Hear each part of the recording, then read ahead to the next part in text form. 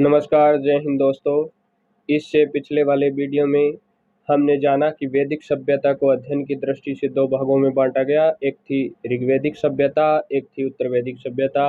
ऋग्वैदिक सभ्यता की time duration थी वो 1500 ईसा पूर्व से 1000 ईसा पूर्व थी, और उत्तर वैदिक सभ्यता की टाइम ड्यूरेशन थी वो 1000 ईसा पूर्व से 600 ईसा पूर्व थी।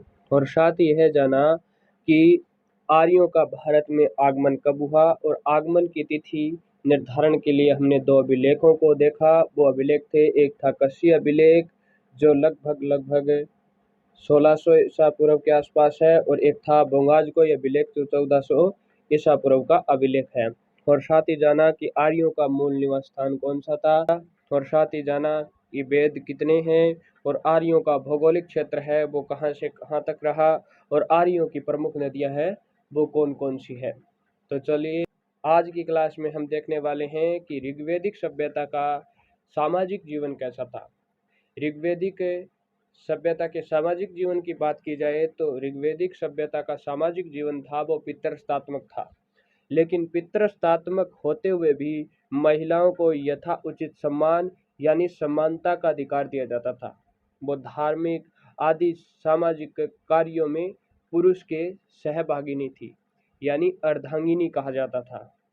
पुरुष अगर आधा अंग है तो आधा अंग स्त्री है, दोनों मिलकर पूर्ण बनते हैं। समाज की सबसे छोटी आधारभूत इकाई थी वो परिवार यानी कुल था, और परिवार या कुल का मुखिया कौन होता था? पिता होता था, जिसे क्या कहते थे? कुलप कहा जाता था। और इस समय क्या थी? संयुक्त परिवार प्रथा थी, और संयुक्त परिवार प्रथा होने के कारण दादा नानी नाती पोते आदि के लिए एक शब्द का प्रयोग होता था जो था नप्तर। और ऋग्वैदिक सामाजिक जीवन का संगठन का आधार था वो था गोत्र या जन्म मूलक, जन्म पर या गोत्र पर आधारित था। और ऋग्वेद के 10वें मंडल में पुरुष सूक्त में 4 वर्णों की उत्पत्ति का वर्णन मिलता है कि 4 वर्ण थे। 4 वर्ण कौन कौन से थे इनके बारे में ऋग्वेद के 10वें मंडल के पुरुष सूक्त से हमें जानकारी मिलती है। उसके अनुसार ब्रह्मा यानी विराट पुरुष के मुख से ब्राह्मण यानी मुख से ब्राह्मण की उत्पत्ति, भुजाओं से क्षत्रिय की उत्पत्ति, जांघों से वैश्य यानी व्यापारी की, पैरों से शूद्र की उत्पत्ति मानी गई है। और इस काल में स्त्रियां अपने पति के साथ यज्ञ कार्य में भाग लेती थी, यानी समानता का अधिकार था।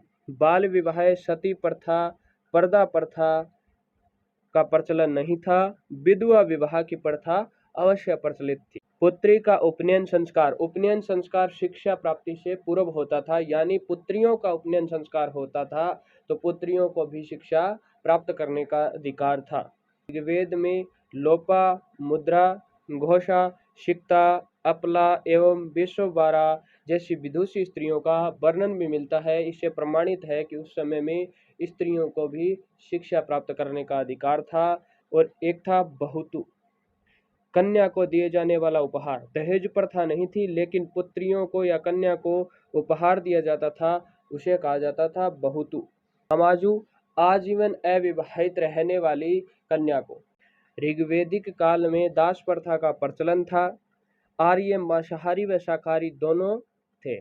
आर्यों के वस्त्र सूती थे, ऊनी थे और चर्म के बने होते थे। चर्म यानी चमड़े के। आर्य समाज में विवाह एक पवित्र संस्कार था, यानी आर्य समाज में 16 संस्कार है, उसमें से विवाह एक संस्कार है जिसे पवित्र संस्कार माना जाता है। और उस समय समाज में 2 प्रकार के विवाह प्रचलित में थी। एक था अनुलोम विवाह, यानी उच्च वर्ण का पुरुष होता था और निम्न वर्ण की स्त्री होती थी। और दूसरा है प्रतिलोम विवाह, जिसमें उच्च वर्ण की स्त्री होती थी और निम्न वर्ग का पुरुष होता था। और उस समय एक प्रथा थी जिसे नियोग प्रथा कहा जाता था। ये नियोग प्रथा क्या थी कि पुत्र प्राप्ति के लिए महिलाओं को अपने देवर के साथ साहचर्य स्थापित करना पड़ता था, इसे ही नियोग की प्रथा कहा जाता था। उस समय नर्तकियों द्वारा पहने जाने वाला विशिष्ट परिधान था जिसे पेशस कहा जाता था, और कान में कर्ण शोभन एवं शीश पर कुंभ आभूषण पहनने की उस समय प्रथा थी। इसके अतिरिक्त खादी, रुकम, भुजबंद, कयूर, नपूर, कंगन एवं मुद्रिका आभूषण भी धारण किए जाते थे। मुद्रिका यानी अंगूठी। और उस समय ऋग्वेद में वेद के लिए एक शब्द का प्रयोग हुआ है, वह है भिषज। और भिषज है वो अश्विन देवता को कहा जाता है। भिषज किस देवता को कहा जाता है? अश्विन देवता को भिषज कहा जाता है। और मर्तकों को प्राय अग्नि में जलाया जाता था, लेकिन कभी कभी दफनाया भी जाता था। अब बात करते हैं वैदिक सभ्यता का राजनीतिक जीवन कैसा था। अगर राजनीतिक जीवन की बात करें तो ऋग्वेद में समाज है वो कबीलाई व्यवस्था यानी कबीलों पर आधारित था। ये लोग जनों व कबीलों में विभक्त थे। कबीलों का एक राजा होता था जिसे गोप कहा जाता था। और आर्यों के पंचजन यानी 5 कबीले थे। 5 कबीले थे इसलिए इसे पंचजन भी कहा जाता था। और वो 5 कबीले थे अन्नु, द्रोह, पुरु, तुर्वंश तथा यदु। और परिवार का मुखिया था वो गृहपति या कुलप कहलाता था। और कई परिवारों को मिलाकर एक ग्राम का निर्माण होता था और ग्राम का मुखिया कहलाता था वो ग्रामणी। और अनेक गांवों से मिलकर विष बनता था और उस विष का मुखिया था वो विषपति कहलाता था। और विष से जन बनता था जो कबीलाई संगठन पर आधारित था। इसका प्रधान था वो जनपति कहलाता था। और डायग्राम के माध्यम से हम देख भी सकते हैं, परिवार यानी कुल का मुखिया कुलप, गृहपति, ग्राम का मुखिया प्रमुख ग्रामणी, विष का विषपति, जन का प्रधान जनपति होता था। और देखा जाए कि उस समय में शासन व्यवस्था किस प्रकार की थी, यानी आज राष्ट्रपति है, राष्ट्रपति के बाद प्रधानमंत्री, प्रधानमंत्री के बाद मुख्यमंत्री, मुख्यमंत्री के बाद विधायक और विधायक के बाद सरपंच है होते हैं। इसी प्रकार उस समय में राजा था सबसे ऊपर, फिर पुरोहित, फिर विषपति, फिर ग्रामणी और फिर कुलुप था। और आर्यों की जो प्रशासनिक व्यवस्था है वो 5 इकाइयों में बंटी हुई थी। एक पहली इकाई है कुल कई कुलों से मिलकर ग्राम बनता, फिर विश्व बनता और कई विषयों से जन बनते और जन से राष्ट्र बनते। और ऋग्वेद में एक युद्ध का वर्णन है जिसे 10 राज्य युद्ध भी कहा जाता है। 10 राज्य युद्ध 10 राजाओं के साथ लड़ा गया युद्ध पुरुषणी नदी के किनारे लड़ा गया था। और पुरुषणी नदी के जल को लेकर यह युद्ध हुआ था। भरतवंश का राजा सुदास तथा 10 जनों यानी कबीलों, जनों यानी कबीलों, 5 आर्य थे, 5 आर्य कबीले थे और 5 अनार्य कबीलों के बीच हुआ। अंत में विजय राजा सुदास की हुई थी। इसका वर्णन विस्तार से ऋग्वेद में मिलता है। और उस समय राजा था और राजा को सलाह देने वाली प्रमुख संस्थाएं थी। उनमें थी सभा, समिति और विदत। सभा थी वो श्रेष्ठ व सभांत लोगों की संस्था थी। इसमें महिला भाग ले सकती थी, महिला भागीदारी थी इसमें। और समिति थी ये सामान्य जनता का प्रतिनिधित्व था। और केंद्रीय राजनीतिक संस्था भी थी, ये केंद्रीय थी। साथ में इसमें भी महिला भाग ले सकती थी। और इसका कार्य था राजा की नियुक्ति करना, राजा को पदस्थ करना या निलंबित करना और राजा का नियंत्रण इसी के हाथ में था। और विदत यह आर्यों की प्राचीनतम संस्था है। ऋग्वेद में राजा को गोप्ता जनस्य अर्थात कबीले का संरक्षक यानी रक्षा करने वाला और पूरा भेता अर्थात नगरों पर विजय पाने वाला कहा जाता था। और भूमि का स्वामित्व था वो जनता में निहित था यानी जनता के पास था। राजा भूमि का स्वामी नहीं था, बलि एक प्रकार का कर था जो प्रजा द्वारा स्वेच्छा से राजा को दिया जाता था। कोई भी जोर जबरन कर नहीं लिया जाता था। राजा इसके बदले उनकी सुरक्षा की जिम्मेदारी लेता था। और राजा जब कर भी नहीं लेता था तो सेना इकट्ठी कहाँ से करे भाई? सेना की नियुक्ति करे, सेना को युद्ध अभ्यास कराए, इसके लिए बहुत सारा धन खर्च होता है और बिना करके यह संभव नहीं है। इसलिए राजा के पास कोई भी स्थायी सेना उस समय नहीं थी। लेकिन युद्ध के समय युद्ध तो हुआ ही करते थे कबीलों के बीच, जैसे 10 राज्य युद्ध हुआ था 5 आर्य और 5 अनार्य कबीलों के बीच, जिसमें राजा भरत सुदास की विजय हुई। उसी प्रकार युद्ध तो हुआ ही करते थे, लेकिन राजा के पास कोई भी स्थायी सेना नहीं थी।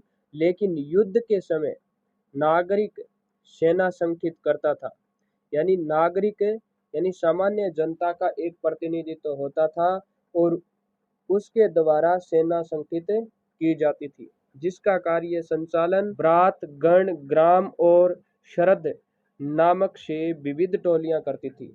अब बात करते हैं ऋग्वैदिक सभ्यता की आर्थिक जीवन की, कि आर्थिक जीवन उनका किस प्रकार का था।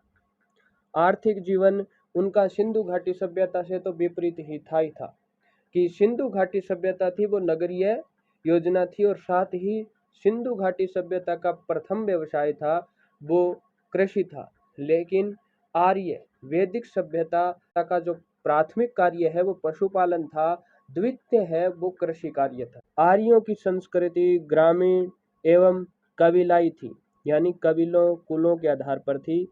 पशुपालन प्राथमिक पेशा था और कृषि इनका द्वितीय पेशा था।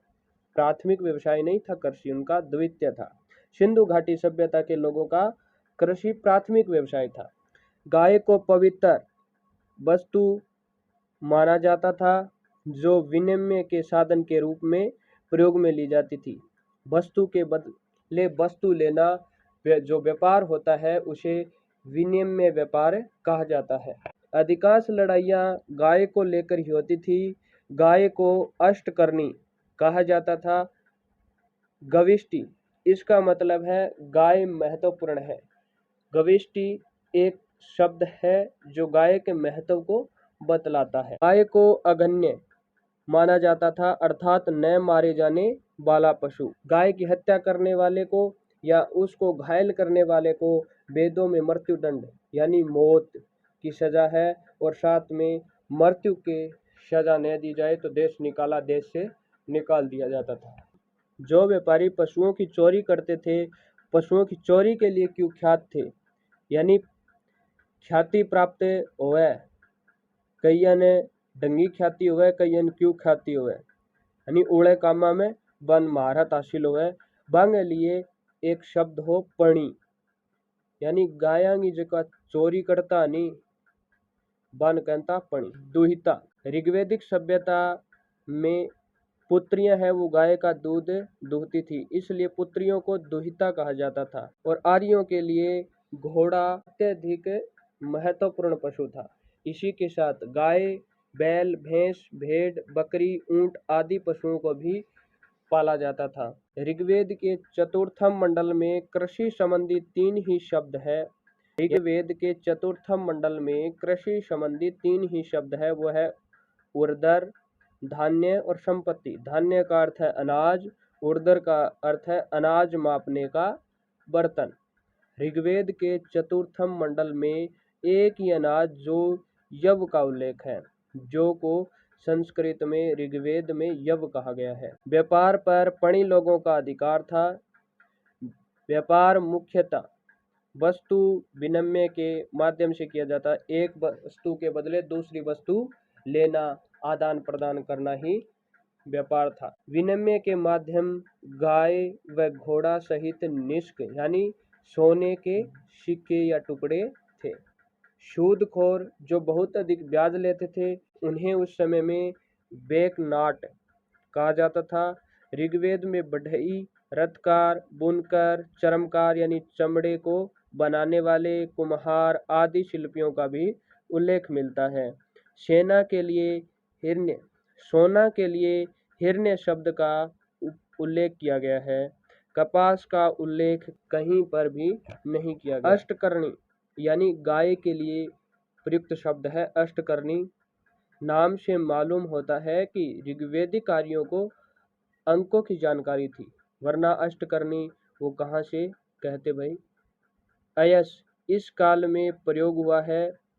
अयस यानी जिसकी पहचान तांबे व कांसे के रूप में की गई है। ऋग्वैदिक सभ्यता के लोग हैं वो लोहे से परिचित नहीं थे। अब बात करें ऋग्वैदिक सभ्यता के धार्मिक जीवन की, तो ऋग्वैदिक सभ्यता का धार्मिक जीवन है वो कर्म कांडों पर आधारित था। लेकिन कर्म कांडों का उद्देश्य है वो भौतिक सुख सुविधा की प्राप्ति करना है, भौतिक भोग विलास की प्राप्ति के लिए किए जाते थे। बहुदेवावादी के साथ एकेश्वरवाद में विश्वास था उस समय के लोगों को भाई। सभी देवता प्राकृतिक शक्तियों के प्रतीक थे। प्रकृति के प्रतिनिधि के रूप में देवताओं को 3 श्रेणियों में माना गया। ऋग्वैदिक सभ्यता में प्रकृति के प्रतिनिधि के रूप में देवताओं को 3 श्रेणियों में बांटा गया है। प्रथम श्रेणी है आकाश के देवता, द्वितीय श्रेणी है अंतरिक्ष के देवता, तृतीय श्रेणी है पृथ्वी के देवता। तो पहली श्रेणी आकाश के देवता में है सूर्य, धौंस, वरुण, मित्र, पुष्ण, विष्णु, सविता, आदित्य यानी सूर्य, उषा, अश्विन आदि। 2 नंबर यानी द्वितीय श्रेणी में अंतरिक्ष के देवता इंद्र, रुद्र, मरुत, वायु, पर्जन्य, यम, प्रजापति आदि। तृतीय श्रेणी पृथ्वी के देवता अग्नि, सोम, पृथ्वी, बृहस्पति, सरस्वती आदि। इंद्र है उसे पुरंदर कहा गया है। इंद्र को ऋग्वेद में पुरंदर कहा गया है और इसमें इंद्र के लिए 250 सूक्त ऋग्वेद में लिखे गए हैं, यानी ऋग्वेद के 250 सूक्त इंद्र को समर्पित है। इंद्र युद्ध का देवता है, वर्षा, आंधी, तूफान का देवता इसे ही माना जाता है। सर्वाधिक महत्वपूर्ण देवता माना है ऋग्वेद में इंद्र को। अग्नि दूसरा महत्वपूर्ण देवता है, वो अग्नि है। ऋग्वेद में 200 सूक्त इसी को अर्पित है और मनुष्य और देवताओं के बीच मध्यस्थता करने के काम करता है भाई। अग्नि यानी आपा अग्निम साक्षी मान के बहुत सा कार्य करा कि अग्निम साक्षी माना तो आपा आहुति अग्निम द्या पाकर देवता ताई पुग गए, यानी मनुष्य और देवताओं के बीच मध्यस्थता कराने वाला इसका कार्य था अग्नि का। तीसरा महत्वपूर्ण देवता है वो वरुण है। ऋग्वेद में इसको 30 सूक्त समर्पित है और जल निधि का प्रतिनिधित्व करता है ये जल का। वरुण को ऋतस्य गोपा भी कहा गया है। अब गायत्री, गायत्री मंत्र है वो सविता देवता को समर्पित है। इसका उल्लेख ऋग्वेद के 3रे मंडल में है और जिसका रचनाकार है विश्वामित्र। गायत्री मंत्र है ओम भूर्भुवः स्वः तत् सवितुर्वरेण्यं भर्गो देवस्य धीमहि धियो यो नः प्रचोदयात्। सोम यानी चंद्रमा पेय पदार्थ का देवता है। इसका उल्लेख ऋग्वेद के 9वें मंडल में किया गया है और इसका रचनाकार है वो विश्वामित्र है। धौंस ऋग्वेदिक कालीन देवताओं में सबसे प्राचीन जो देवता है वो धौंस है। सरस्वती इसे नदी की देवी माना जाता है, लेकिन बाद में विद्या की देवी हो गई। पुष्ण पशुओं के देवता जो उत्तर वैदिक काल में शूद्रों के देवता बन गए भाई। रुद्र अनैतिक आचरण से संबंध रखते हैं और चिकित्सा के संरक्षक थे। यूनानी देवता जो अपोलो है उनके समान दिखाई देते हैं। कभी कभी शिव और कल्याणकर भी कहा जाता है रुद्र को। अर्न्यायनी जंगल की देवी को क्या कहा जाता है? अर्न्यायनी। ऋग्वैदिक काल में मूर्तियों की पूजा का उल्लेख कहीं भी नहीं मिलता, क्योंकि वो प्राकृतिक शक्तियों की ही पूजा किया करते थे। उस समय तक मूर्ति पूजा प्रचलित नहीं हुई थी। और उपासना का उद्देश्य है वो भौतिक सुख सुविधा की प्राप्ति है और उपासना की विधि है वो प्रार्थना और यज्ञ दोनों ही थी। और ऋग्वेद के जो प्रथम और 10वें मंडल की रचना सबसे बाद में हुई। ऐसा ऋग्वेद में ऐसा कौन सा मंडल है जिनकी रचना सबसे बाद में हुई? तो उत्तर होगा प्रथम और 10वां मंडल है उसकी रचना सबसे बाद में हुई।